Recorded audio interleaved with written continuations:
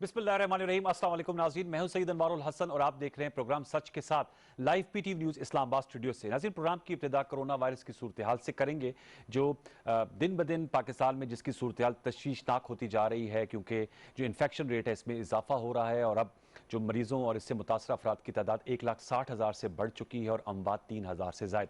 आज वज़ीर-ए-आज़म इमरान खान ने NCOC जो national command and operation centre का भी दौरा किया। आर्मी चीफ भी इनके हमरा मौजूद थे। वहाँ पर पाकिस्तान की जो सिविल मिलिट्री क़यादत मौजूद थी और वज़ीर-ए-आज़म पाकिस्तान को कोविड-19 के फैलाव की रोकथाम के लिए जो इकदाम उठाए गए हैं, जो इस वक्त मुल्क में हस्पतालों की सूरत हाल है और आइंदा का जो लाएमल है, उस पर एक मुफस्सिल ब्रीफिंग दी गई। वफाकी वज़ीर मनसूबबंदी असद उमर साहब ने उसके बाद प्रेसर भी किया और उनका ये कहना था कि आइंदा चंद हफ्ते पाकिस्तान के लिए बहुत अहम है। आपके इल्म में है कि पहले प्रेडिक्शंस हो चुकी हैं कि 3 लाख इस माह के एंड में, और अल्लाह ना करे कि जुलाई के एंड में 10 से 12 लाख मरीज़ हो जाएंगे। साथ में असद उमर साहब का ये भी कहना था कि 20 शहर जो कि हॉटस्पॉट डिक्लेयर किए गए और हमने आपके सामने फहरिस्त भी रखी थी, वहाँ पर स्मार्ट लॉकडाउन का सिलसिला भी शुरू हो चुका है। रोज शहर भी आपके सामने इस्लामाबाद है, पिंडी है, फैसलाबाद, DG खान, कराची में आज से शुरू हो रहा है, लाहौर में शुरू हो चुका है। इसके अलावा जो दीगर शहर हैं वहाँ पर भी स्मार्ट लॉकडाउन किया जाएगा और SOPs की अगर खिलाफ वर्जी की जाएगी तो उसके खिलाफ एक्शन लिया जाएगा। और साथ में उन्होंने ये भी कहा कि चाहे तमाम वज़ीर आला, वज़ीर आला गिलगित बल्तिस्तान, आज़ाद कश्मीर के वज़ीर आज़म तमाम इन इजलासों में मौजूद थे और फैसला यही हुआ है कि सियासत को अलग रखना है और इस इशू पे कौमी यकसुई की ज़रूरत है। वज़ीर आज़म इमरान खान साहब भी जब कराची के दौरे के सिलसिले में, सिंध के सिलसिले में कल मौजूद थे तो उनका यही कहना था कि तमाम फैसले NCC NCOC के फोरम पर तय कर लिए जाते हैं, लेकिन फिर बाद में सियासत की आमेजिश उसमें शामिल हो जाती है। इस हवाले से ज़रूर बात करेंगे, क्योंकि कौमी इत्तेफाक के राय के हवाले से ये भी बात हो रही है कि क्या ये माहौल पाया जाता है कि 18वीं तरमीम में जो सुकम पाए जाते हैं, जो बेज़ाब्तगियाँ हैं इख्तियारात के तवाज़ुन के हवाले से, NFC अवार्ड में जो फाइनेंशियल इम्बैलेंस एक कहा जाता है सेंटर और सूबों के दरमियान, क्या वक्त आ गया है कि उस पर भी बात की जाए? ये भी आज की हमारी नशिस्त का सवाल होगा। और अख्तर मेंगल साहब की जो एक ऐलान किया है उन्होंने, उसके बाद हमने देखा है हुकूमती इत्तेहाद से अलहदगी का, सियासी राब्तों में तेज़ी हो गई है। परवेज़ खटक साहब को, जो वफाकी वज़ीर दिफा हैं, वज़ीर-ए-आज़म इमरान खान ने टास्क सौंपा है, कमेटी तश्कील दी गई है। सादिक संजरानी साहब, चेयरमैन सेनेट साहब ने आज मुलाकात की अख्तर मेंगल साहब ने से, और दूसरी तरफ आसिफ जरदारी साहब ने भी टेलीफोनिक रब्ता किया है अख्तर मेंगल साहब से। तो इन नुकात का प्रोग्राम के पहले हिस्से में हम जायज़ा लेंगे। उसके लिए हमें स्टूडियोज़ में ज्वाइन किया है, हमारे लिए बहुत ऑनरेबल हैं and she has made it to our studios, क्योंकि ये बड़े टेस्टिंग टाइम्स है और लोग जो हैं ज़्यादातर सोशल डिस्टेंसिंग प्रोग्राम कर रहे हैं। वज़ीर मुमलिकत हैं बराए मौसमियाती तब्दीली ज़रताज गुल वज़ीर साहब, उन्होंने ज्वाइन किया, उनको वेलकम करते हैं। प्रोग्राम के दूसरे हिस्से में हम सईद गनी साहब जो कि सूबाई वज़ीर हैं सिंध में पीपल्स पार्टी के, उनसे गुफ्तगू करेंगे और उनका मौक़िफ़ भी ले करेंगे। आपका बहुत शुक्रिया ज़रताज गुल साहिबा। सबसे पहले तो मैं चाहूँगा कि NCOC का आज इजलास हुआ है। कोरोना वायरस की सूरत हाल काफ़ी तशवीशनाक हो गई है। आप चूंकि हल्के से इलेक्शन जीत कर आई हैं, कुछ उस हवाले से बताइएगा। अब कहा जा रहा है कि स्मार्ट लॉकडाउन किया जाए, कितना स्मार्ट लॉकडाउन किया जा रहा है और यही इसका वाहिद हल है, यही हिकमत अमली है, क्योंकि SOPs की अगर खिलाफ वर्जी की जाती है तो फिर एक्शन लिया जाना चाहिए। DG खान की भी हालात के हवाले से भी हमारे व्यूअर्स को आगाह कीजिएगा। Thank you Anwar, thank you for inviting me. National television है, so let's start with the messaging. और मैसेज हमारा PTV पे ये है कि जो घर में महदूद है वही महफूज है, और प्लीज़ फॉर गॉड सेक अपनी ज़िंदगी को ख़तरे में ना डालें और अपने इर्द गिर्द के लोगों की ज़िंदगी ख़तरे में ना डालें।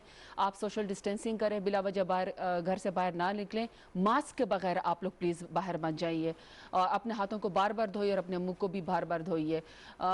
सेकंड बात ये कि जो आपने कहा कि क्या स्ट्रैटेजी होनी चाहिए, प्राइम मिनिस्टर इमरान खान की तो पहले दिन से ये स्ट्रैटेजी है और वो है स्मार्ट लॉकडाउन। वो कहते हैं कि मेरे पास 22 करोड़ आवाम का सूबा है, और SDPI कहती है कि अगर आपने मजीद एक माह आपने लॉकडाउन सख्त किया, कंप्लीट किया तो 9 लाख के करीब जो है आपके पाकिस्तान में छोटे कारोबार बिल्कुल बंद हो जाएंगे, और 9 लोगों के ऊपर जो डिपेंडेंट लोग हैं वो उससे आप खुद अंदाजा लगा लें। 25% आबादी ऑलरेडी गुर्बत की लकीर से मजीद उसमें एडिशन हो गया है। एहसास के फालत प्रोग्राम जिसमें 1 करोड़ 20 लाख खानदानों की प्राइम मिनिस्टर इमरान खान ने फौरी कैश 12,000 की मदद में उनकी मदद की कर भी रहे हैं, लेकिन इसके बावजूद भी तकरीबन कोई 10 से 12 करोड़ लोगों ने उसके अंदर अप्लाई किया। इसका मतलब है कि ये लोग कोविड-19 की वजह से गुर्बत की लकीर से नीचे चले गए हैं। प्राइम मिनिस्टर इमरान खान का बार बार एक ही मैसेज है, प्राइम मिनिस्टर इमरान खान ने ये कभी नहीं कहा कि अपनी मर्जी करो, जिधर मर्जी फिरते रहो, सिवाय इसके कि उनका बार बार के सोशल डिस्टेंसिंग करो, फासला रखो, अपने आप को महफूज रखो, SOPs के ऊपर आप वॉलंटियरली अमल करें। लेकिन मैं इकोनॉमिक एक्टिविटी खत्म नहीं कर सकता हूं, क्योंकि जो डेली वेजर्स हैं वो अगर हर रोज की रोजी रोटी ना कमाए, इकोनॉमिक एक्टिविटी ना हो, तो वो भूख से मर जाएंगे। इसीलिए स्मार्ट लॉकडाउन इसका दुनिया के अंदर अब ये बड़े बड़े जो ममालिक हैं जो बहुत ज़्यादा कोविड-19 से मुतासर भी हुए हैं, including Italy and America, even China, लेकिन इसके बावजूद भी वहाँ सेकंड स्पाइक भी आ रही है। वो अपने मुल्कों को खोल भी रहे हैं।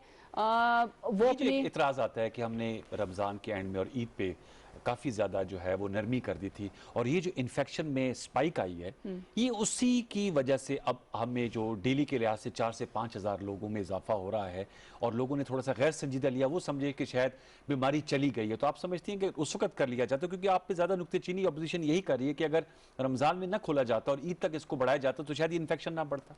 देखिए, WHO ने पहले कहा कि ये पेंडेमिक है, अब वो कहते हैं ये एंडेमिक है। ये अब आपके पास इसके साथ आप रहना शुरू कर दें, क्योंकि जब तक इसकी वैक्सीन नहीं आती ये लोकलाइज होगी, ये लिवेबल सिचुएशन पैदा करें, आप इसके साथ SOPs के ऊपर अमल करके रहना शुरू करें। ये फ्लू है, कोविड-19 का मतलब है कि इसके 19 वो हैं पॉइंट्स है जो किसी भी मुल्क पे किसी भी तरीके से अप्लाई हो सकता है। उनके अपनी इम्यूनिटी को जो है वो डेवलप करें। जो ईद के ऊपर आपका है कि जी ईद के ऊपर मार्केट को खोला गया, हमारी मार्केट कम्युनिटी या हमारी ट्रेडर्स कम्युनिटी, उन्होंने जारी बात उन्होंने अपना कारोबार ज़िंदगी चलाना था। लेकिन अगर आपको याद होगा तो उस वक्त ये असल में सुप्रीम कोर्ट में केस किया था। सिंध की हुकूमत ने जब कर्फ्यू किया था, 6% पाकिस्तान में जो वो बाहर से ट्रांसमिशन आई है, 94% लोकल ट्रांसमिशन है। तो सख्त कर्फ्यू और लॉकडाउन जब सिंध की हुकूमत ने किया तो फिर उसके लिहाज से तो फिर 94% लोकल ट्रांसमिशन एक भी नहीं होनी चाहिए थी। उसके लिहाज से तो फिर सबके सिंध में सबसे कम रेशो होना चाहिए था। तो उस वक्त बिजनेस कम्युनिटी सुप्रीम कोर्ट में गई। सुप्रीम कोर्ट साहब के जो ऑनरेबल जज थे, उन्होंने फिर कहा कि जी आप लोग ईद के दिन में मार्केट खोले। बहरहाल मैं एज ए पार्लियामेंटेरियन, मुझे याद है कि जब कोविड-19 पे पार्लियामेंट के अंदर पहला इजलास हुआ था स्पेशली कोविड-19 के लिए, मैंने खड़े होकर अपने कोविड-19 की तकरीर में खवातीन से कहा था कि मैं खातून आपको वार्न भी कर रही हूँ, आपसे रिक्वेस्ट भी कर रही हूँ कि ईद आने वाली है, खुदा का वास्ते मेरी बहनें अपने बच्चों के साथ और खुद जो हैं वो अपनी जिंदगी को खतरे में ना डाले। वायलेशन हुई है वायलेशन इसलिए हुई है ना, लेकिन अनवार के 22 करोड़ आवाम है, 22 करोड़ आवाम को आप डंडे के जोर पे तो आप लाठी चार्ज के जरिए तो आप नहीं अंदर कर सकते। ये वॉलंटियर एक आप जिसमें प्राइम मिनिस्टर इमरान खान आपसे बार बार अपील भी करते हैं, वहां पे लोग हमेशा कहते हैं कि ये इक्का दुक्का वाकयात होंगे, उसके लिए हमें कलेक्टरली अपने डैमेज जो हुआ है उसकी जिम्मेदारी लेनी है, लेकिन उसके SOP के ऊपर या इससे सीख के हम SOPs बना सकते हैं। और वो ये है कि अब आप देखें कि प्राइम मिनिस्टर इमरान खान ने जो बार बार अब आवाम को कहना शुरू कर दिया है, अब आपके दफा 144 ऑलरेडी है, DC के पास स्पेशल इख्तियारात है, हेल्थ इमरजेंसी ऑलरेडी नाफिज है, आर्मी को, रेंजर्स को स्पेशल पुलिस के साथ इख्तियारात दिए हुए हैं, वो सिविल गवर्नमेंट के साथ ऑलरेडी मदद कर रही है। इसके बावजूद आवाम से भी प्राइम मिनिस्टर इमरान खान बार बार जो है वो अपील करते हैं। तो उसके में यही हो सकता है कि आप दोनों तरफ से हमारे चूंकि एक सोशलाइट का बिहेवियर है, गले मिलने का, इस्लामी हमारा एक तरीकेकार है, लेकिन फिर हजूर सल्लम ने ये भी तो फरमाया है ना, इसके ऊपर हमें अमल करना है। बल्कि आप देखिए दुनिया में, न्यूयॉर्क में, बहुत से ममालिक में बाकायदा पेनाफ्लेक्स हजूर सल्लम की जो वो है अहादीस मुबारक है, उसको किया जा रहा है कि हजूर सल्लम ने फरमाया था कि जहाँ पे वबा पहले आप वहां से मत बाहर ना निकलो और वहां पे आप जाओ ना, अपने आप को महफूज रखो। तो इसका मतलब है कि वो जो सफाई निस्फ ईमान है, हाथों को बार बार धोना है, तो हमने ऑलरेडी SOPs के ऊपर अमल कराना है।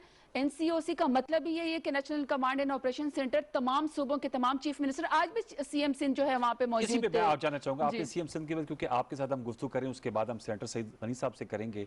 प्राइम मिनिस्टर इमरान खान ने कल कराची में कहा कि इत्तेफाक हो जाता है, बाद में जाकर जो है वो इख्तलाफी बात की जाती है, लेकिन आज मुराद अली शाह चूंकि उन्होंने बजट भी पेश किया, वो पोस्ट बजट प्रेस कॉन्फ्रेंस कर रहे थे और वो कह रहे थे कि मेरे पास सारा रिकॉर्ड है, मैंने तो अपने जो तहफ़्फ़ुज़ात हैं वो NCC और NCOC की फोरम पे उठाए हैं। क्या वजह ज़रताज गुल साहिबा कि ये पेंडेमिक है, एंडेमिक है और एक कुदरती आफत है, किसी की लाइव ही नहीं है, ना इसमें PTI का किरदार है ना पीपल्स पार्टी का, इख्तलाफ क्यों कर रहा है कि जी स्ट्रेटेजी क्या होनी चाहिए। बिलावल भुट्टो जरदारी साहब, आप भी मेंबर कौमी असम्बली हैं, वो भी आपके कुलीग हैं, उन्होंने कड़ी तनकीद की कि जी ये पाकिस्तान तहरीक इंसाफ की हुकूमत इबाम का शिकार थी डे 1 से। कभी फ्लू कहते थे, कभी कहते थे बहुत बड़ी बीमारी नहीं है, इकोनॉमी को बहुत तरजीह दी, जिसकी वजह से अब लोगों की मौत हो रही।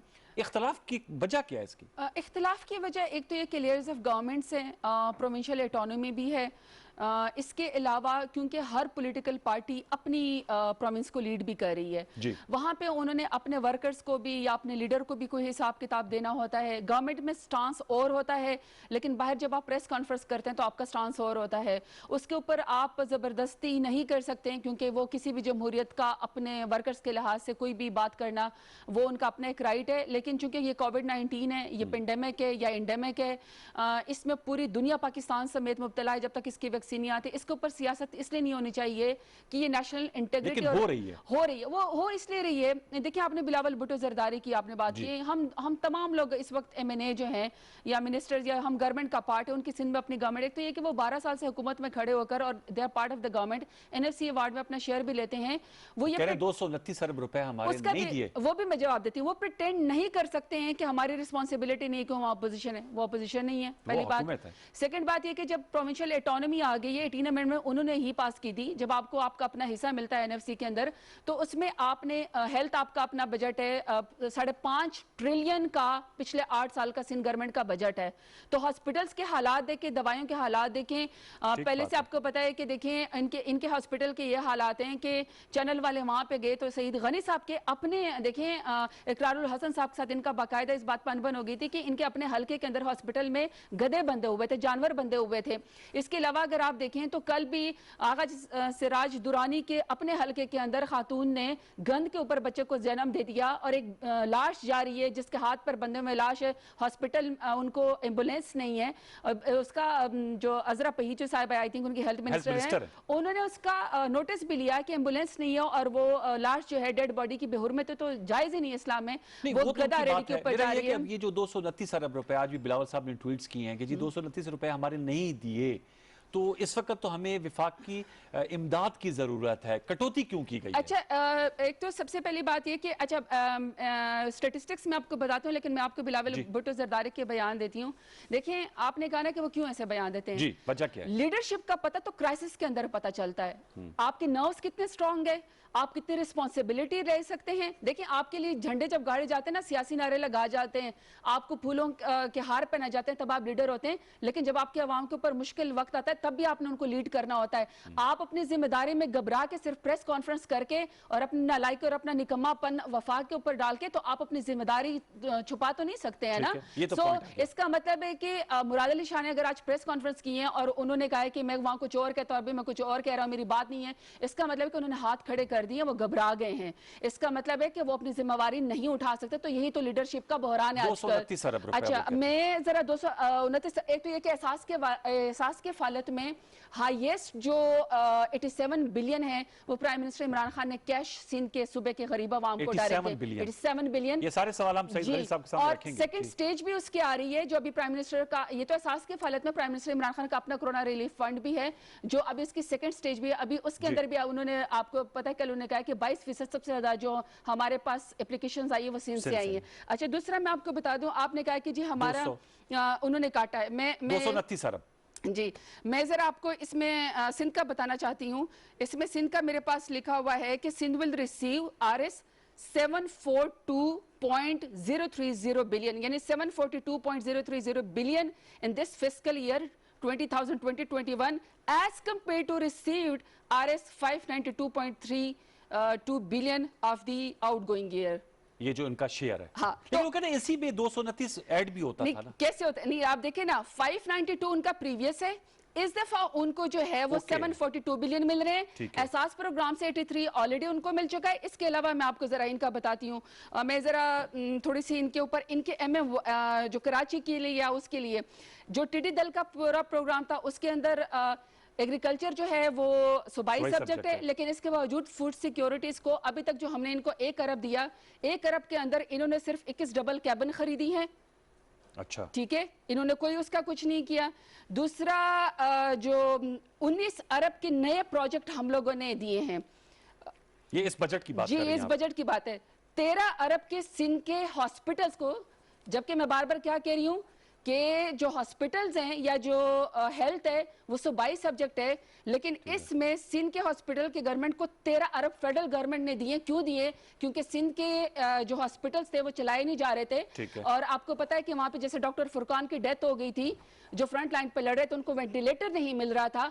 उस टाइम पे भी चीफ जस्टिस साहब ने नोटिस किया, उन्होंने कहा कि अगर आप नहीं चला सकते तो ये वफाक को दे दे। वफाक ने फौरन इनके लिए जो है वो 13 अरब जो है वो मुकर्रर किए हैं जी, कंट्रोल भी ले लिया। अब जी 19 अरब के जो नए प्रोजेक्ट है उसके अंदर K4 जो कराची का सबसे बड़ा मंसूबा है, पानी का भी वहां पे इशू है, आपको पता है, और ग्रीन लाइन जो बसेस का है वो भी वफाक ने इनको यानी ये दे दिए हैं। और 87 बिलियन में आपको ऑलरेडी कह चुकी हूँ, जो एहसास के हफालत प्रोग्राम में प्राइम मिनिस्टर इमरान खान इनको कैश दे चुके हैं। अब अगर 5.5 ट्रिलियन का इनका अपना बजट है जो इन्होंने पिछले 8 से 10 सालों में इस्तेमाल किया है, 12 साल से इनकी हुकूमत है, वहां पे इनको वफाक भी इतने पैसे दे रहा है, एनएफसी का पूरा शेयर भी इनको दे रहा है, फूड सिक्योरिटी में, एग्रीकल्चर में भी इनको पूरा हिस्सा दे रहा है। एनडीए में भी इन्होंने कहा हमें एक वेंटिलेटर नहीं मिला। सिंध के सीएम साहब ने प्रेस कॉन्फ्रेंस की, एनडीए में ने जो नेशनल डिजास्टर मैनेजमेंट अथॉरिटी जो इस वक्त पूरा कंट्रोल कर रही है इसको कोविड-19 को, जहां पे भी ज्यादा यानी स्पाइक है या कोई मसला होगा, उन्होंने 99 वेंटिलेटर विद रिसीट दिखाई है कि उन्होंने जब साइन किए तो वो भी इनका एक झूठ पकड़ा गया। फिर उन्होंने कहा कि जी हमने 8 अरब का राशन का प्रोग्राम दिया, एक बंदे को भी नहीं मिला और एक्सपायर राशन इन्होंने दिया। इसके ऊपर मीडिया ने जाके पूरा उसके ऊपर प्रोग्राम किए। जब सुप्रीम कोर्ट ने वहां से जवाब तलब किया कि आपने कर्फ्यू तो लगा दिया तो लोगों को खाने पीने के शाह के पहुंचाने, ने कहा जी हमने 8 अरब का राशन दिया। सुप्रीम कोर्ट में इनका रिटर्न जवाब 1 अरब का है, 7 अरब कहां चले गए हैं। सो इट मींस कि जब आप अपनी गलतियां करते हैं, जब आप अपनी मर्जी करते हैं तो आपको प्रोविंशियल ऑटोनॉमी याद आ जाती है। लेकिन जब वैसे माहौल है, बातचीत हो सकती है, क्यों नहीं हो सकती है? तो मुलाकात तो हुई नहीं प्राइम मिनिस्टर इमरान खान और वजीर आला सिंध कराची में मौजूद थे तो नहीं।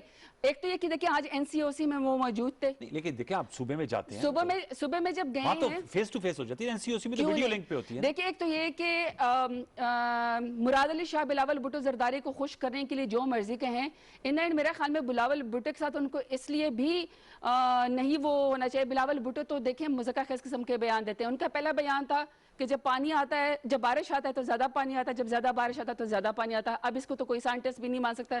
सेकंड उनका मज़ाक़ बयान है कि जब आपको ईद के दिनों में कुत्ता काट लेता है तो आप मर जाते हैं, ठीक है, इसलिए वो हम नहीं बचा सकते। फिर आप की भी बयान बताएंगे। तीसरा अब इन्होंने बयान कोविड-19 में जब एहसास के फालत प्रोग्राम से 1 करोड़ 20 लाख लोगों की मदद हो रही है, सुबह पंजाब जो है वो 5,000 रुपए कैश दे रहा है, 27 लाख खानदान की मदद कर रहा है।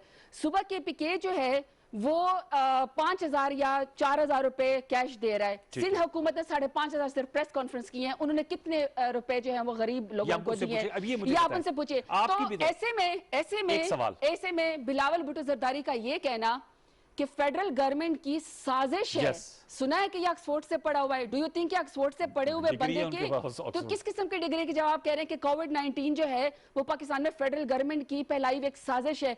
डू यू थिंक एक लीडर को ये बयान जेब देता है?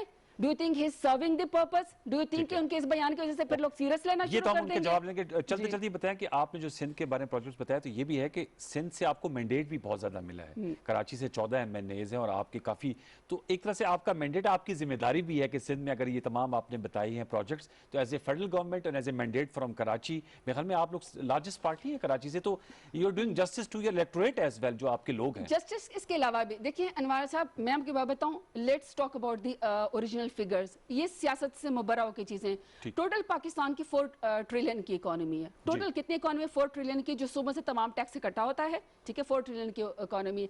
2 ट्रिलियन तमाम सुबह में फिर बढ़ जाता है, ओके, ठीक है, एनएफसी अवार्ड के तहत। एनएफसी अवार्ड के तहत 2 ट्रिलियन में मुश्किल से वफाक को पूरी हुकूमत को चलाने के लिए मदद मिलती है। वहां जब भी जिस सूबे के ऊपर खुदा ना खास्ता कोई आफत आती है, जैसे कोविड-19 है या टीडी दल है या कोई भी ऐसा इशू है, उसमें वफाक फौरन national command and operation control बना के सूबों की मदद करना शुरू करता है। इस्लामाबाद बड़े भाई का किरदार अदा करता है। तो मुझे एक बात बताएं, सूबे की भी क्या कोई जिम्मेवारी है? क्या सुबह ने भी कोई काम करना है? नेशनल कमांड एंड कंट्रोल और एनएलसी, एनएल की नेशनल लोकस कंट्रोल का मतलब भी यही है, इसका मतलब भी यही है कि सुबह को जिस तरीके से अपने आप को अपग्रेड करना वो था नहीं कर पाए, वो नहीं कर ये आपका पाए। अहम नुक्ता है, लेकिन I am out of time. बहुत शुक्रिया। और दूसरा आपने कहा ना कि हम सिंध की हुकूमत की अगर मदद करें, इलेक्टोरल कॉलेज है, इलेक्टोरल कॉलेज के बावजूद भी इलेक्टोरल आपकी स्ट्रेंथ है ना। बिल्कुल हमारी स्ट्रेंथ है, लेकिन जिन्होंने 12 साल से कोई एक बंदा तो झंडा उठा के कहता होगा ना कि बीबी की मौत के जैसे या भुट्टो किसके भुट्टो जिंदा है, उसको भी तो बिलावल भुट्टो ने जवाब देना कि नहीं कि 37 लोग एक ही रात में 12 मिलीमीटर बारिश से फौत हो गए कराची में। क्या सिंध ने जवाब नहीं देना बिलावल भुट्टो ने? ठीक है, क्या लड़काना एज ज्यादा हो नहीं गया, क्या उन्होंने जवाब नहीं देना? क्या 1.6 मिलियन टन गंदम चूहे नहीं खा गई? ये इनके अपने प्रोविंशियल मिनिस्टर ने सिंध असेंबली में खड़े होकर कहा।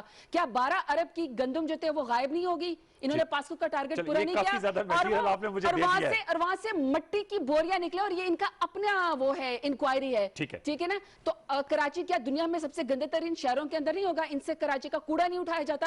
तो 12 साल से कि बिलावल भुट्टो जरदारी ने भुट्टो के नाम पे भुट्टो पे जिंदा के कोई हिसाब देना है, या सारे के सारे प्राइम मिनिस्टर इमरान खान ने देने? तो हम तो लीड कर रहे हैं। बहुत शुक्रिया जरताज गुल वजीर साहब, आपका बहुत शुक्रिया। आपने बड़ी एनिमेटेड गुफ्तगू की और बड़ी तैयारी के साथ आई हुई है। और व्यूअर्स एक छोटा सा ब्रेक लेंगे, ब्रेक के बाद आएंगे तो सेंटर सईद गनी सूबाई वजीर तालीम और पाकिस्तान पीपल्स पार्टी के बड़े मरकजी रहनुमा वो हमें ज्वाइन करेंगे, और उनसे ये जो सरताज गुल साहबा ने फिगर्स दी हैं और जो गुफ्तगू की है इसका जरूर जवाब लेंगे। एक छोटा सा वक्फा, वक्त के बाद दोबारा लौट के आएंगे। आपका बहुत शुक्रिया ma'am, thank you for joining us. वक्फा ले लीजिए।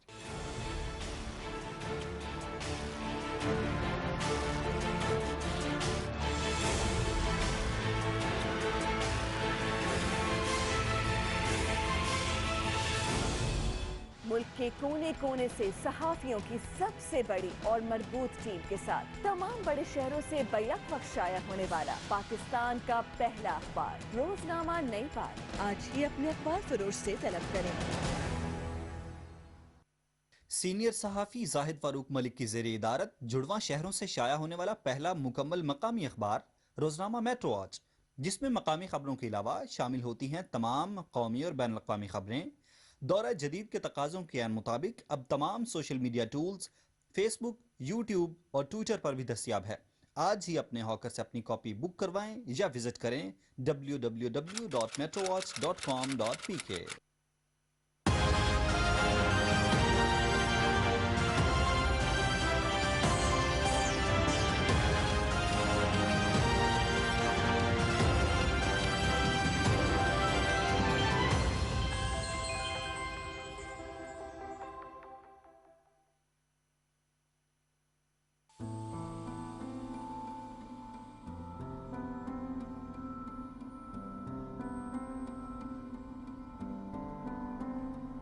देखती आंखों सुनते कानों, आपको तारिक अजीज का सलाम पहुंचे। ये जुमला हम में से कोई भी कभी भी भुला नहीं पाएगा। तारिक अजीज साहब एक इदारा थे। उन्होंने अपने कौल व फेल से वक्त की करतास पर अपने नाम को हमेशा के लिए जिंदा कर दिया। वो तमाम लोगों के दिलों में हमेशा जिंदा रहेंगे। उन जैसा हमजहद शायद ही अब दुनिया में कोई पैदा हो। अल्लाह ताला उनको गरीक रहमत करे और जन्नत मुअल्ला में आला मकाम बख्शे। आमीन।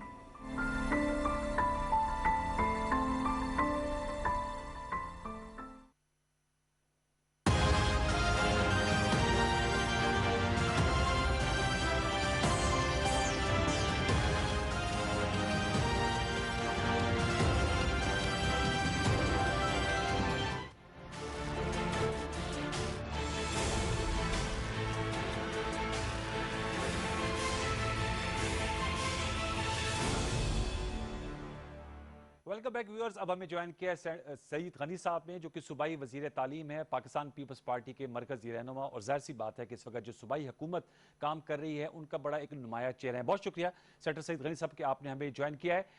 सईद भाई मुझे बताइएगा, अभी जरताज गुल साहब अभी गुफ्तगू कर रही थी और मेरा पहला सवाल ये था कि आज भी NCOC का इजलास हुआ है, हमें इस वक्त कौमी यकसुई इत्तेहाद की ज़रूरत है और उसमें वज़ीर आला सिंध भी मौजूद थे।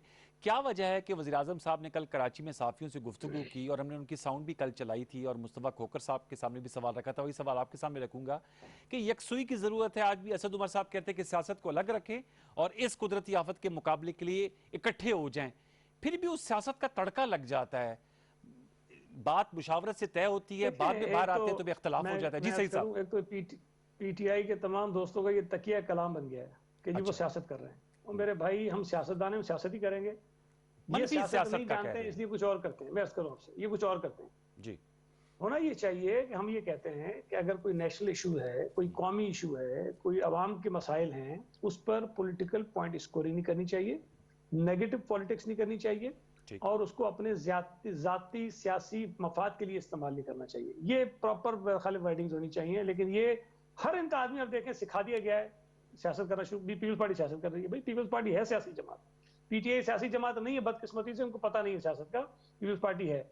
तो ये जहां तक बात है कि जी इस कोरोना के इशू पर जी हमें अपनी पार्टी के जो डिफरेंसेस हैं, या जो पॉलिटिकल एक डिफरेंस ऑफ ओपिनियन या नजरियात मुख्तलिफ हैं, उसको हमें कोरोना में नहीं लाना चाहिए था। और इस बात का आगाज सबसे पहले बिलावल भुट्टो जरदारी साहब ने किया। उन्होंने मार्च में एक प्रेस कॉन्फ्रेंस की और कहा कि इमरान खान साहब हमारे वजीर आजम हैं, वो लीड करें और हम उनके साथ खड़े होंगे और मिलकर अपने लोगों की जानों को बचाएंगे। और उसी प्रेस कॉन्फ्रेंस में मैं मौजूद था। बिलावल साहब से कम 6 या कोई 8 सवालात ऐसे पूछे गए जिस पर वो प्राइम मिनिस्टर को क्रिटिसाइज कर सकते थे। उन्होंने रिस्पॉन्ड नहीं किया और उन्होंने कहा कि मैं ऐसे किसी सवाल का जवाब नहीं दूंगा जिस पर मुझे तनकीद करनी पड़े। आज मैं कोरोना के इशू पर ये मैसेज हमें देना चाहिए कि हम सब एक हैं और मिलकर हमने इस वबा का मुकाबला करना है। सबसे पहला काम उन्होंने ये किया। उसके बाद ऑल पार्टीज कॉन्फ्रेंस के लिए भी इनिशिएटिव उन्होंने लिया। उसके बाद प्राइम मिनिस्टर साहब भी एक एपीसी के अंदर आए वीडियो लिंक के जरिए और अपनी बात करके उठ के चले गए जी। अब जहां संजीदगी का ये आलम हो तो आप कसूरवार अपोजिशन को तो नहीं ठहरा सकते ना। और हमने कभी पहल नहीं की। पहल भी पीटीआई की तरफ से हुई और मैं इस बात पे यकीन से कह सकता हूं कि वजीर आजम साहब की ईमा पर हुई जब उन्होंने कराची के जो फेडरल मिनिस्टर हैं जिनका ताल्लुक कराची से है उनको कराची भेजा और धड़ाधड़ एक के बाद एक उन्होंने प्रेस कॉन्फ्रेंसेस की और सिंध हुकूमत के तमाम एफर्ट्स को सबोटेज करने की उन्होंने कोशिश की और ये माहौल बनाने की कोशिश की कि हम खुदा ना खास्ता वहां पर कोई कोरोना के मुकाबला नहीं करें, कोई और काम करने जा रहे हैं। तो वो सिलसिला उन्होंने शुरू किया। मजबूरी में हमें जवाब देना पड़ा, लेकिन हम फिर भी बड़ा रिस्ट्रेंट शो कर रहे थे कि हमें इससे तक नहीं जाना चाहिए जिससे माहौल बहुत खराब हो जाए। लेकिन चूंकि पीपल्स पार्टी की सूबाई हुकूमत की पजीराई बहुत हो गई, लोगों ने काफी अप्रिशिएट किया, मीडिया ने अप्रिशिएट किया कि हमने कोरोना पे लीड ली है, हमने गाइड किया है दीगर सूबों को। तो वो जो चीज थी वो डाइजेस्ट नहीं हो रही थी पीटीआई को कि पीपल्स पार्टी जिसकी हर आदमी जो है वो बैशिंग करता है, ये पीपल्स पार्टी की तारीफें होना शुरू हो गई। ये कैसे वो बर्दाश्त करेंगे। लेकिन अभी कतरताज गुल साहबा कह रही थी 8 अरब रुपए का आपने कहा आप लोगों ने राशन तकसीम किया क्योंकि आप लोगों ने कर्फ्यू और सख्ती की थी और जब सुप्रीम कोर्ट में आपसे सवाल हुआ तो आप लोग सिर्फ 1 अरब के राशन का जवाब दे सके। सईद गनी साहब यार मैं तो वैसे अब मैं खातून है नहीं, चूंकि आपने कहा ना कि आपने कारकर्दगी की तो उन्होंने अभी सवाल मिनिस्टर हैं। मैं बता देता हूँ। लेकिन मैं ये जो बात कह रहा था मैं क्यों कह रहा था, देखिए वो खातून है, मैं उनके लिए अल्फाज को ऐसा इस्तेमाल ही कर सकता, लेकिन इनके जो कुछ मर्द मिनिस्टर्स हैं ना जिनको पता कुछ नहीं, मैं कहता हूँ ये चवल लोग हैं, मतलब इनको पता कुछ नहीं है। खैर पार्लिमानी वर्ड है ये। नहीं मैं करूँ आपसे, मैं वजह है ना उसमें वजह बताता हूँ जी। मैं इनसे कहता हूँ कि मुझे कोई एक हमारे किसी मिनिस्टर का, चीफ मिनिस्टर का, पार्टी लीडर का कोई स्टेटमेंट दिखा दें, कोई डॉक्यूमेंट दिखा दें, कोई सिंध हुकूमत की चीज दिखा दें जिसमें हमने राशन के लिए 8 अरब रुपए एलोकेट किए हो। खर्च करना दूर की बात है, कोई हमने एलोकेट किए हो। कितना तकसीम हुआ? कहीं 8 अरब का जिक्र नहीं है। अच्छा, ये सोशल मीडिया पे इन्होंने कैंपेन चलाई पीटीआई के लोगों ने और बदकिस्मती से सुप्रीम कोर्ट ने वो 8 अरब पता नहीं कहां से उठा लिया। उन्होंने पूछा हमसे 8 अरब का राशन हमने बांटा है। हमने वहां भी कहा जनाब ये 8 अरब आ कहां से गए? हमने तो कहा नहीं, ना रखे हैं, ना रिलीज किए हैं, ना हमने सोचा है, ये तो कहीं और से गया। तो हमसे तफसीलात पूछी गई। हमने 1 अरब और 8 करोड़ रुपए का राशन तकसीम किया और वो तमाम अफराद जिनको हमने दिया था राशन, उनकी शनाख्ती कार्ड की कॉपीज के जो नंबर्स हैं उनके साथ वो तफसीलात सुप्रीम कोर्ट में हमने सबमिट करा दी। ओके, इस पे मैं अर्ज करूं, एक आपसे दिलचस्प बात ये है, ये हमसे सवाल पूछते हैं, बिल्कुल पूछे, हमने सुप्रीम कोर्ट में भी जवाब दे दिया। लेकिन इस पूरे क्राइसिस में जब लॉकडाउन था पूरे मुल्क में, ना पंजाब हुकूमत ने राशन बांटा, ना केपी ने बांटा, ना इस्लामाबाद में बांटा, ना बलोचिस्तान में बांटा। अगर कहीं तकसीम हुआ तो सूबाई हुकूमत ने किया और हमने, अल्लाह का शुक्र है कि हमने ठीक तरीके से किया और शायद इससे ज्यादा जो फलाई इदारे हैं उन्होंने किया। हमने उनको भी कोऑर्डिनेट किया, उनको भी अपने साथ रखा और उन्होंने हुकूमत से ज्यादा राशन उन्होंने अपने खर्चे पर तकसीम किया। एक और फिगर को भी अपने साथ शामिल किया। सही साहब, एक और फिगर, अभी आप आज भी वज़ीर आला सिंध साहब ने कहा कि 229 अरब रुपए जो है उनकी कटौती की गई है। ये जो बजट की तजवीज़ सामने आई है, जरताज गुल साहब से जब ये सवाल किया उन्होंने फिगर्स कोट की, मैंने कहा आप भी इसका जवाब। उनका 742.03 बिलियन 742 अरब रुपए आप लोगों को एलोकेट हुए हैं और पिछले साल वो 592 थे, तो उन्होंने कहा 229 अरब रुपए की कटौती कैसे हुई, तो हमने ज्यादा दिया है इनको। मैं फिर लफ्ज नहीं दोहराऊंगा, मैं जी, फिर वही कहता हूं, जवाब दे ये दें। कहता हूं, ठीक है ना। जी। मैं फिर कह रहा हूं कि ये वही लोग हैं जिनको पता कुछ नहीं और बात करते हैं। पिछले बरस जब इन्होंने 5,500 अरब रुपए का टारगेट रखा जी तो एनएफसी का जो शेयर होता है उसके मुताबिक तमाम सूबों को बताया जाता है कि आपको इस साल इतने पैसे दिए जाएंगे। हमें बताया गया कि आपको 835 अरब रुपए मिलेंगे और बाकी सूबों को भी बताया गया। अब अनवर साहब, होता यह है कि जब आपको पता हो कि आपको इस साल इतने पैसे मिलने हैं, तो हम जो सूबाई बजट बनाते हैं तो उस बजट को भी उसी हिसाब से बनाते हैं जितनी कमिटमेंट आपसे फेडरल गवर्नमेंट करती है। ठीक है, हमने अपना बजट पूरा बनाया, 835 अरब रुपए फेडरल गवर्नमेंट से आने थे, ठीक है, कुछ हमारे रेवेन्यूज थे और वो टोटल मिला के हमने अपना बजट बना दिया। ठीक है। अब अगर उस 835 लेंगे, जी जो ये 500 अरब 592 भी गलत करी थी, ये शायद 602 हो गए मेरा ख्याल है। अच्छा, 602 अरब अगर हमें मिलेंगे तो वो जो 300 ये 229 भी नहीं बल्कि 229 से ज्यादा बनते हैं। नहीं, अब वो कह रहे हैं इस साल तो 742 मिल रहे हैं ना, 742 अरब मिल रहे हैं ना। ओहो, मैं आपको यही तो बता रहा हूँ कि पिछले साल 835 बोले थे इन्होंने, जिसमें से 500 602 दिए।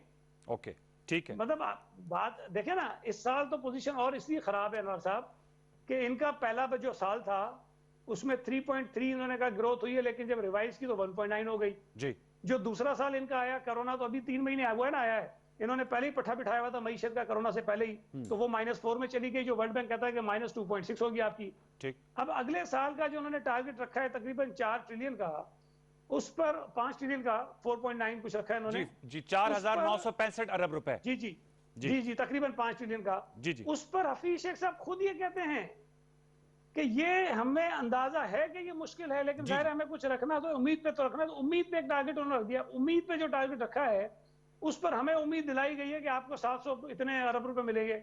भाई जब पिछले साल कोरोना नहीं था, उस पर आपने 835 की कमिटमेंट करके हमें 602 दिए हैं, तो आप 700 ये इतना करके हमें कितना देंगे, किसी की कोई जमानत नहीं है। अच्छा सही, तो ये बताइएगा एक और सवाल। नहीं, इसमें अनवर साहब नहीं, ये बड़ी जरूरी चीज, मैं आपको थोड़ा समझाऊं। जी जी, देखिए, जब 835 अरब पे अपना बजट आप प्लान करते हैं, अपनी डेवलपमेंट उसके हिसाब से प्लान करते हैं, और 233 अरब बहुत बड़ी रकम है।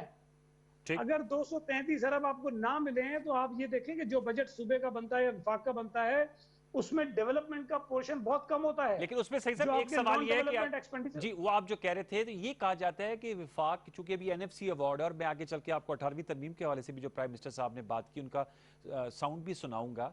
ये जो एनएफसी अब अवार्ड हुआ है, वो कहते हैं कि हमारे पास जितना पैसा आता है उस अवार्ड के तहत 65% तो सूबों को चले जाता है। हमने कर्जों की किस्तें देनी है, हमने दिफाई बजट देना है, हमने सूबों को जब देते हैं तो पीछे कुछ बचता ही नहीं है। ये डैम जो बनाने हैं, ये जो कोविड-19 में जो पैसे देने हैं, जो अब वो बता रही थी इतने वेंटिलेटर्स दिए गए, तो तमाम ये फेडरल गवर्नमेंट फंड करती है। जरा 18वीं तरमीम की वजह से प्राइम मिनिस्टर साहब क्या कह रहे थे कि इसकी वजह से सीएम का क्या रोल हो गया, जरा वो भी सुन लीजिए। जी सुनाइएगा, वज़ीर आज़म इमरान खान साहब ने इस हवाले से जो बयान दिया था उसका मुंतखब हिस्सा हम आपके सामने रखते हैं। जहां तक इख्तियारात है वो तो पहुंच गए सूबों के पास, सूबों ने नीचे बल्दियात में नहीं दिए, तो उन्होंने सारा जो चीफ मिनिस्टर है उसके पास वो पावर आ गई है जो कभी किसी डिक्टेटर के पास हो, वो पावर नीचे दे ही नहीं रहा। ये आपने सईद भाई सुना, उन्होंने कहा जो सूबों को हमने इख्तियार दिए वो नीचे नहीं दे रहे। वसीम अख्तर भी सारव कर दुआइयां देते रहते हैं और एक डिक्टेटोरियल रोल हो गया वजीर आला का। मैं अगर आप मुझे 2-3 मिनट दे तो मैं आपको ये एनएफसी वाला भी बता दूं, फिर इधर भी आया। जी जी जी जी, देखें, एनएफसी में मेरा ख्याल है कि 65% तो नहीं जाता सूबों को, गालिबन को 57-58% जाता है। लेकिन उसमें भी एक चीज ध्यान में रखें कि ये आपके एफबीआर की नालायकी है ना, नाअहली है, विफाकी हुकूमत का फेलियर है। जब सिंध हुकूमत ने 18th अमेंडमेंट के बाद सिंध रेवेन्यू बोर्ड बनाया, तो जब हमने बनाया था गालिबन 2010 या 11 में जी, उससे लेके अब तक हम कोई 7 गुना अपने रेवेन्यू में इजाफा कर चुके हैं। 7 टाइम्स हम उसमें इजाफा किया हमने। ठीक है। और हमने फेडरल गवर्नमेंट को ये ऑफर की कि जो सेल्स टैक्स ऑन गुड्स आप कलेक्ट करते हैं सूबा सिंध से, और एफबीआर वो अपने टारगेट को मीट नहीं कर सकता, उसका कलेक्शन आप हमें दे दें, हम आपका जो टारगेट होगा वो पूरा करके देंगे आपको। और उसके हिसाब से जो कलेक्शन चार्जेस होते हैं वो हम आपसे लेंगे। ठीक। हमें अगर देंगे तो हम उनको ज्यादा करके देंगे, हमें यकीन है कि हमारी परफॉर्मेंस इनसे ज्यादा बेहतर है। तो एफबीआर की नलायकी की जो जो जो, जो जवाब है ना, वो 18 अमेंडमेंट को ना बनाए आप तो कहते थे, वजीर आजम खुद कहते थे कि हम तो 8,000 अरब इकट्ठे कर सकते हैं, होते आपसे 4,000 अरब इकट्ठे नहीं है। तो ये फेलियर जो है एफबीआर का है, फेडरल गवर्नमेंट का है, जो इकट्ठे नहीं कर सकते हैं, सूबों के ऊपर वो नजर वैसे शेयर ज्यादा है ना सूबों का, आप कह रहे हैं 57%, आप समझते नहीं मौजूदा हालात में बहुत ज्यादा बड़ी जो पाई कम है, है, कम है जी कम है। ये इसलिए कम है, देखें इसलिए कम है कि अगर आपको अवाम के इश्यूज रिजॉल्व करने हैं, बुनियादी लोगों के जो मसाइल हल करने हैं, वो सूबों के थ्रू होने हैं। और सूबों के पास आपने 18 अमेंडमेंट के बाद अगर आप कहते हैं तो सिर्फ पैसे नहीं गए एनएफसी के बाद, लोग मुस्तफीद हुए। सईद खलील साहब जो सूबों को पैसे गए, अभी वो बता रही थी कि इकरारुल हसन साहब ने आपकी कॉन्स्टिट्यूंसी में शो किया था और उसमें कोई अस्पताल में गधे बंधे हुए थे, लेकिन लोग मुस्तफीद हो रहे हैं। मैं आपसे अर्ज करूं, देखें इकरारुल हसन साहब ने जब वो शो किया ना, उसके बाद इलेक्शन में जीत गया वहां से, फिर उन्होंने दूसरा शो भी किया, और दूसरे शो के बाद पहले मेरी लीड 5,900 थी, उसके दूसरे शो के बाद मेरी लीड 16,500 हो गई। तो ये ऐसा नहीं होता कि एक शो में जाके आप दिखा दें और उसकी बुनियाद पर लोग फैसले करते हैं, लोगों को पता है कि हम जमीन पे कर क्या रहे हैं, तो ये उसको छोड़ दें। लेकिन जो 18th अमेंडमेंट है, वजीर आजम साहब ने जो भी दिखाया, मैं अर्ज करूं उससे कि 18th अमेंडमेंट से सिर्फ सूबों को इख्तियारात नहीं मिले, 18th अमेंडमेंट के बाद पार्लियामेंट को इख्तियारात मिले, जिससे वजीर आजम मुंतखब कराएं। 18th अमेंडमेंट के बाद वजीर आजम को इख्तियारात मिले, वजीर आजम को खुद नहीं पता मेरे इख्तियारात क्या हैं, तो मैं क्या कर सकता हूँ। वजीर आजम जितने बाख्तियार हुए हैं उतने ही चीफ मिनिस्टर बाख्तियार हुए हैं, इसलिए कि वो इलेक्टेड रिप्रेजेंटेटिव है इस मुल्क के लोगों के। ठीक पॉइंट। तो अगर किसी सूबे का चीफ एग्जीक्यूटिव बाख्तियार हो गया है, तो इस मुल्क के लोगों का जो सो कॉल्ड सिलेक्टेड वजीर आजम ही हो, लेकिन बहरहाल वजीर आजम के ओहदे पर हैं, तो वो भी बाख्तियार हुए हैं। अब उनको अगर अपने इख्तियारात का अंदाजा नहीं है, एहसास नहीं है, उनको पता ही नहीं कि 18th अमेंडमेंट है क्या और वो मुझे क्या इख्तियार देती है, 18 अमेंडमेंट एज ए होल नहीं सईद भाई, 18 अमेंडमेंट एज ए होल नहीं, जो ये इश्यूज हैं इख्तियारात का, देखिए आपके सामने वसीम अख्तर साहब जो वो कहते हैं जी हमें फंड्स नहीं दिए जाते, और क्या ये हकीकत ही, मैं सिर्फ सिंध स्पेसिफिक नहीं कह रहा कि फ्रैंकली अगर पिछला रिकॉर्ड देखा जाए तो जो वज़ीर आला होते हैं, अगर उनके हलकों को देख लिया जाए तो उनके हलकों में जितनी पैसे खर्च होते हैं या पैसे जाते हैं, वो फवाद चौधरी साहब को मैं सुन रहा था, वो कहते हैं आप लोग घोटकी की उस पर जो गैस निकलती है उसकी रॉयल्टी भी लेते हैं, तो उनका घोटकी को तो पेरिस होना चाहिए था। ये इतने नागुफ्तबी हालात क्यों हमारे विजुअल्स में नजर आते हैं? सिंध में कुत्ते के काटने की वैक्सीन नहीं है और इश्यूज रिजॉल्व नहीं होते। अगर आप सिंध पे आए तो मैं आपसे गुजारिश करना चाहता हूँ, इस मुल्क में कोई सिर्फ सिंध के जो 29 डिस्ट्रिक्ट हैं वही तो नहीं है ना, पंजाब के भी बहुत सारे डिस्ट्रिक्ट हैं, केपी के भी हैं, बलूचिस्तान के भी हैं। बिल्कुल है। तो अगर एक फॉर्मूला ये है कि घोटकी से जितनी गैस निकलती है उसको पेरिस हो जाना चाहिए, तो मेरे भाई बहुत सारे और इलाकों से तेल भी निकलता है, बिजली भी बनती है, बहुत सारी चीजें होती हैं, तो फिर कोई एक और जिला चले हम तो नालायक हैं, हम तो करप्ट हैं, हम तो चोर हैं, हम तो कुछ नहीं करते, लेकिन जो फरिश्तों के इलाके हैं वहां तो चीजें ठीक होनी चाहिए ना, वहां लोगों के मसाइल नहीं होने चाहिए। लेकिन ये कारकर्दगी का जवाब तो नहीं ना सही साहब। मसाइल आपके पूरे मुल्क में मौजूद हैं। एक और अर्ज करूं, जो अभी आप बल्दियाती निजाम की बात, जी सूबा सिंध, अनवर भाई, सूबा सिंध पाकिस्तान का वाहिद सूबा है आज जहां पर मुंतखब बल्दियाती नुमाइंदे अपना काम कर रहे हैं और अपनी मुद्दत पूरी होने तक काम करते रहेंगे। ठीक। केपी के अंदर इलेक्शन 2019 में होने थे, इन्होंने नहीं करवाए। फिर अब इलेक्शन इन्होंने जो ऑर्डिनेंस जारी किया है इस पर कोविड की वजह से, उस ऑर्डिनेंस के अंदर डाल दिया कि बल्दियाती इंतखाबात 2 साल के लिए मौखर कर दो। केपी के अंदर मतलब अगले 2 साल भी कराने की नीयत नहीं है। पंजाब के अंदर चूंकि पीएमएलएन की मेजोरिटी थी, उनकी मुद्दत पूरी होने से पहले उन्होंने तमाम के तमाम बल्दियाती नुमाइंदों को फारिग कर दिया। इस्लामाबाद का मेयर चूंकि पीएमएलएन का है, उसको उन्होंने फारिग कर दिया, वो तो कोर्ट ने उसको बहाल कर दिया। बलूचिस्तान के अंदर इंतखाबात नहीं हो रहे हैं। तो भाई एक सूबा है सिंध का जिसने मुंतखब नुमाइंदों की मुद्दत पूरी करने का तैयार किया हुआ है और उनको वो पूरी करने दे रहा है। अब उस कानून के अंदर अगर खराबियां हैं तो कानून असेंबली ने ठीक करना है ना।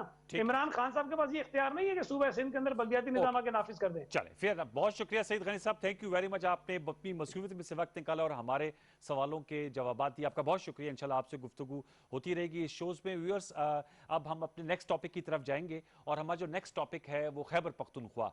कल सूबाई बजट वहाँ पेश होने जा रहा है और तैमूर झगड़ा साहब जो वजीर ख़जाना हैं और वजीर सेहत भी हैं, वो ये बजट पेश करेंगे। किन खतूत पे होगा और खैबर पख्तूनख्वा के अवाम के जो सुलगते हुए मसाइल हैं, क्या ये बजट उसका हल तलाश कर पाएगा? हमें ज्वाइन किया है लाइव तैमूर झगड़ा साहब ने, तैमूर सलीम झगड़ा साहब के। हम उनके बहुत शुक्रगुजार हैं कि उन्होंने हमें ज्वाइन किया है। मेरे ख्याल में ये उनसे हमने सवाल करना है कि चूँकि वजीर सेहत भी उसकी भी उनकी जिम्मेदारी है, कोरोना वायरस के हवाले से खैबर पख्तूनख्वा में क्या इंसदादे कोरोना, इसके फैलाव की रोकथाम के लिए क्या इकदाम उठाए जा रहे हैं, और इसके साथ साथ जो वजीर ख़जाना की हैसियत से जो बजट तैयार कर रहे हैं, आई एम श्योर कि हमने उनको थोड़ा सा डिस्टर्ब भी किया, कल उन्होंने तकरीर भी करनी होगी, और जिस तरह की तकरीर हो रही है और अपोजिशन का शोर शराबा है तो उसमें हौसला भी बड़ा चाहिए। तैमूर झगड़ा साहब, अस्सलाम वालेकुम।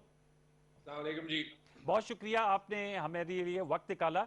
बताइएगा व्यूअर्स को, एक नेशनल ब्रॉडकास्टर पे आप मौजूद हैं, बजट्स पेश हो रहे हैं, विफाक का बजट आ गया, सिंध ने बजट दे दिया, आजाद कश्मीर ने दे दिया, कल आप बजट देने चाह रहे हैं, क्या मुनफरिद पहलू हो सकते हैं? ज़ाहिर बात है डिटेल्स तो आपकी तकरीर में आएंगी, लेकिन बजट विजन क्या है और आपके अहदाफ क्या हैं? क्योंकि मैं पढ़ रहा था माली खसारे का आप लोगों को भी सामना है सूबाई सतह पे। तैमूर झगड़ा साहब जी, ये वो चैलेंजेस तो हैं जैसे आपने कहा, और डिटेल्स जो है वो कल बजट स्पीच में देंगे, उससे पहले कैबिनेट को वो प्रेजेंट होंगे। लेकिन एक चीज मैं कहूँ, जब एक इकोनॉमिक डाउनटर्न आता है, जब माशी तौर पे मुश्किल हालात कहीं भी आते हैं, तो जो इकोनॉमिक थियरी है वो कहती है कि हुकूमत को तीन चीजें करनी चाहिए जी। नंबर एक, कि गैर जरूरी अखराजात को काटा जाए। नंबर दो, कि टैक्स के तौर पे अवाम को जहां पे मुमकिन हो रिलीफ दी जाए, क्योंकि उस इकोनॉमिक डाउन टर्न में आप चाहते हैं कि बिजनेसेस को भी और अवाम को भी मईशत में पैसा खर्च करने का मौका मिले और डाउन टर्न का इम्पैक्ट कम से कम हो।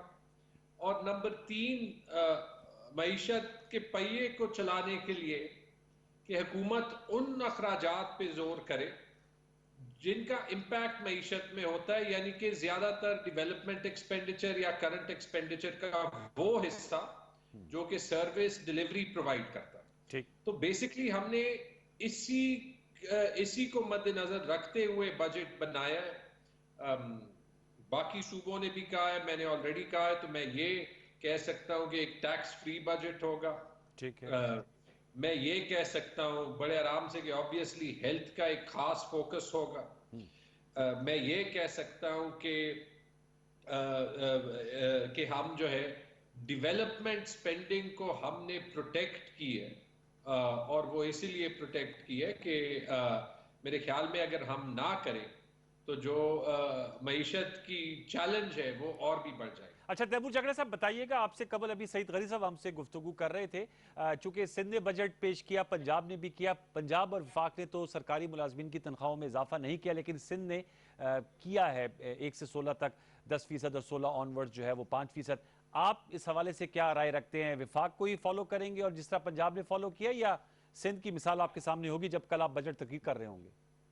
तनख्वाहें ना इंक्रीज करना एक मुश्किल फैसला होता है, लेकिन याद रखें कि गवर्नमेंट का जो बजट होता है वो गवर्नमेंट के मुलाजमीन के लिए नहीं होता, पूरे सूबे के लिए होता है या पूरे मुल्क के लिए होता है। और याद रखें कि पूरे पाकिस्तान में जो है जो सरकारी मुलाजमीन है वो लेबर फोर्स का 7 या 8% हिस्सा।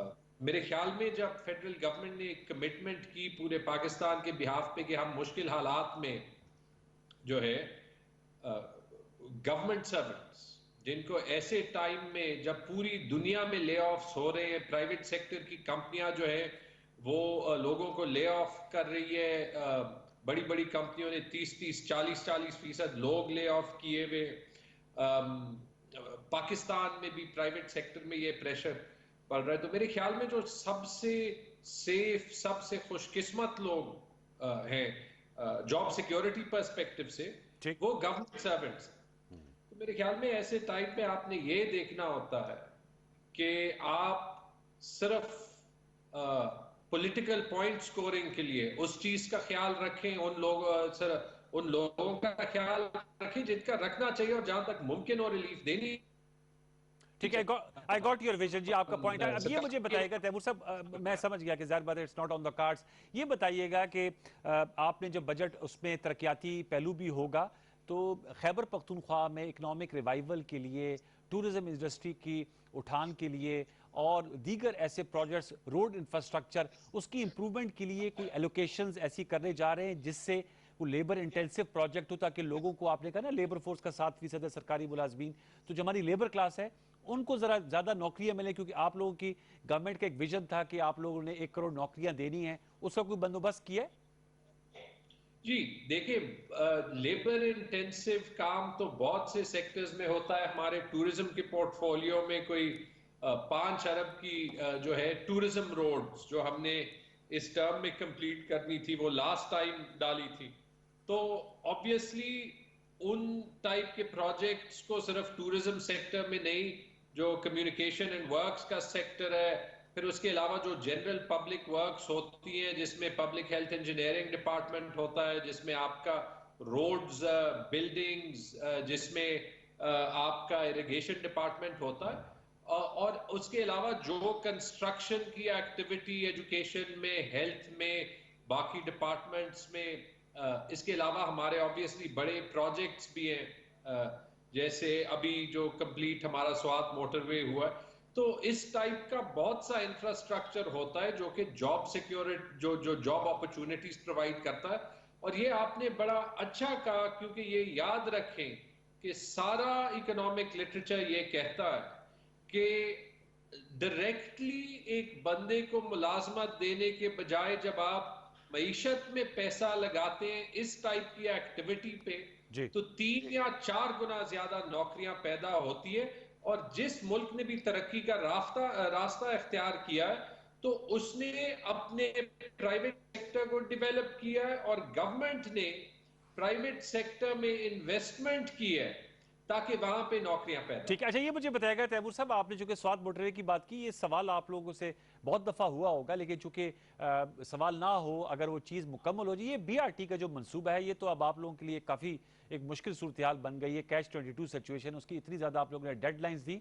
सर ये कब बनने जा रहा है? जो पेशावर की आवाम है, जो खैबर पख्तूनख्वा का तो एक सिंबल बनना था डेवलपमेंट का, इंफ्रास्ट्रक्चर का, ये क्यों इस वक्त खटाई में पड़ा हुआ है ये मामला? कुछ इस वाले से अपडेट देंगे, कहाँ मुकम्मल होगी BRT और कब जो है उस पर ट्रैफिक जो है वो आमदोरफ्त जो है शुरू हो जाएगी? पेशावर जो कि कैपिटल है और फूलों का शहर है, वहां पर एक खूबसूरत चीज बनाने जा रहे थे, उसको किसकी नजर लग गई है? 3-4 चीजें हैं जी, और ये बिल्कुल जायज सवाल है, और मैं दाद देता हूं आपको कि आपने प्रोफेशनली अपना जो है वो मकाम रखा और ये सवाल किया। हम सब के लिए फ्रस्ट्रेटिंग रहा है, बिकॉज बिल्कुल ये हमारा एक फ्लैगशिप प्रोजेक्ट था, जिसमें 4-5 टाइप के इश्यूज रहे हैं, और अक्सर बड़े प्रोजेक्ट्स में रहते हैं, लेकिन बेहतर करना चाहिए था। सीखेंगे इससे सबक और बेहतर करेंगे। सबसे पहले तो जैसे मैंने भी कहा है, जैसे चीफ मिनिस्टर साहब ने कहा है कि शायद शुरू में डेडलाइंस गलत दी गई थी, जिसकी वजह से कॉम्प्लेक्सिटीज आ गई। दूसरी चीज, फिर 2-3 बार जो है वो इश्यूज हुए। लेटेस्ट जो इश्यूज रहे हैं पिछले 3-4 महीने में, वो तो कोविड की वजह से जब लॉकडाउन हो गया, तो जो काम शायद फरवरी-मार्च तक हम उम्मीद कर रहे थे कि कंप्लीट हो जाएगा, वो जो है थोड़ा सा डिले हो गया। लेकिन आई थिंक कि विदाउट गिविंग अ डेट, ख्याल में इसमें अभी उम्मीद यह है कि हफ्ते ही रहते हैं। आज ही इस पे बात हो रही थी। और फ्रैंकली जो इससे सबक सीखने हैं वो तो हमने सीखने हैं, और ऑब्वियसली बेहतर करना है। अब तैमूर साहब, ये आपने अच्छा किया जवाब दिया। एक और मैं, चूंकि वक्त कम है, मुकाबला सकता है, ये मुझे बताइएगा कि ये भी बहस हो रही है कि NFC अवार्ड सूबों को 57% चला जाता है और वो डिवॉल्व नहीं होता। वज़ीर-ए-आज़म इमरान खान साहब ही ने कहा है कि जो वज़ीर आला हैं वो डिक्टेटर्स बनकर जाते हैं बाज़ आस्पेक्ट से, क्योंकि वो नीचे ना पावर ट्रांसफर होता है ना पैसा जाता है। मैं आपसे जानना चाहूंगा, और ये सवाल मैंने सईद गनी साहब से भी रखा था, कि हमने देखा है जो वज़ीर आला के हल्के होते हैं वहाँ सारी एलोकेशंस हो जाती हैं, और ये सिर्फ कोई स्पेसिफिक पर्सन स्पेसिफिक नहीं है। तो आप माशाल्लाह बड़े पढ़े लिखे डायनामिक हैं, आपके पास 2-2 वजारतें हैं, ये तो नहीं होगा कि सारा फंड जो है वो स्वाद चला जाएगा, इक्वली डिस्ट्रीब्यूट होगा? मेरा खुद का ताल्लुक कोहाट से, कुछ सदर्न डिस्ट्रिक्ट्स को भी मिलेंगे कुछ पैसे वैसे, या सिर्फ जो है वो स्वात में, या जो आपका माशाल्लाह पेशावर से आपका ताल्लुक है, बड़े अच्छे घराने से हैं, तो वहीं पर सारा लग जाएगा पैसा? 2-3 बातें मैं कहूंगा। प्राइम मिनिस्टर साहब ने ऑब्वियसली जो अपना पॉइंट ऑफ व्यू दिया था, कॉन्सेप्चुअल तौर पे दिया था। मैं ये आपको कह सकता हूं कि चीफ मिनिस्टर महमूद खान साहब को कभी करीब से ही डिक्टेटर के तौर पे तो नहीं पाया, जितना वो अपने टीम को साथ लेते हैं, और ख़ास तौर पे जितनी ज़्यादा उन्होंने मुझे इज़्ज़त दी है। मैं पर्सनली उनका शुक्रगुजार हूँ कि उन्होंने इतनी स्पेस दी है। कभी उन्होंने ना फाइनेंस में ना हेल्थ में इंटरफेयर किया है, बल्कि अक्सर मेरी मदद जो प्लानिंग मिनिस्ट्री जिसको वो खुद हेड करते हैं उसमें भी ली है। तो आई थिंक कि एक हद तक तो जो लोग इख्तियार इस्तेमाल करते हैं वो जरूरी है। दूसरी चीज, आपके सवाल का जवाब इसी से दिया जा सकता है कि पिछले 2 हफ्ते में जो पर्सनल एफर्ट चीफ मिनिस्टर साहब ने खुद की है, ठीक है, 2 मेगा प्रोजेक्ट्स के लिए, एक जो चश्मा राइट बैंक लिफ्ट कनाल है जिसने सदर्न पख्तूनख्वा में लाखों एकड़ जमीन को इरिगेट करना है और पख्तूनख्वा को फूड के हिसाब से खुद कफील बना देना है। एक उसके लिए जो फेडरल बजट का हिस्सा उसको डालने के लिए, और दूसरा जो बल्कि 2 प्रोजेक्ट्स अगेन साउथ से रिलेटेड, इंडस हाईवे की ड्यूअलाइजेशन जहां पे NHA ने काम करना है, और जो पेशावर DI खान मोटरवे हम बनाना चाहते हैं जिसके साथ जो हमारा सदर्न हिस्सा है सूबे का वो डेवलप होगा, बदल जाएगी। ठीक है, तो ये तो उनकी अपनी लीडरशिप और अपने पैशन से। तैमूर साहब बहुत शुक्रिया सर, आपसे पोस्ट बजट भी गुफ्तगू करेंगे। आपका वक्त का बहुत शुक्रिया और हम आपको गुड लक कहेंगे कल के इजलास के हवाले से, क्योंकि अपोजिशन ने तो करना है शोर शराबा जैसे सिंध में हुआ और पंजाब में हुआ, विफाक में हुआ। व्यूअर्स, आज के लिए यही कुछ, वक्त बिल्कुल मेरा खत्म हुआ जाता है। इंशाल्लाह अब आपसे मुलाकात होगी मंडे को। अपना बहुत ख्याल रखिए, जैसे अज़ीज़ उमर साहब कहते हैं आइंदा हफ्ते बहुत अहम है। प्लीज समाजी फासले को बरकरार रखिए, बिला जरूरत बाहर मत जाइए, अपना अपनी फैमिली का ख्याल रखिए। इंशाल्लाह ये वक्त गुजर जाएगा, ये हमारा ईमान है। हर मुश्किल के बाद आसानी आती है। इसी नुक्ते पे प्रोग्राम क्लोज करेंगे। जिंदगी रही, सेहत रही, तो आपसे मंडे को मुलाकात होगी प्रोग्राम सच के साथ में। पूरी प्रोडक्शन टीम को अनवारुल हसन के हमरा इजाजत दीजिए। अपना बहुत ख्याल रखिए। अल्लाह ने के बाद।